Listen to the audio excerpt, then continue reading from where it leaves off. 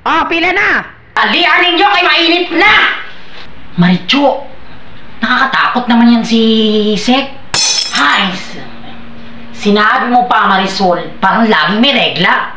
Baka hindi ka mo nakabuking kagabi. Ano binubulong-bulong nyo dyan?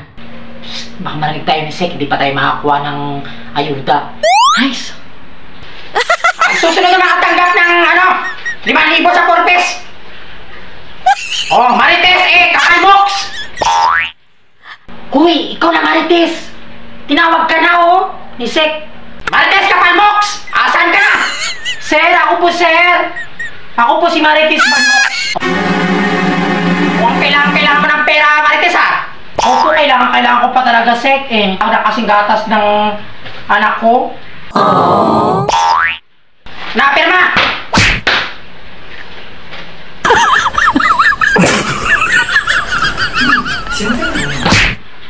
5,000! Tara! Salamat po. Wow. Alis na pa ako, Sek.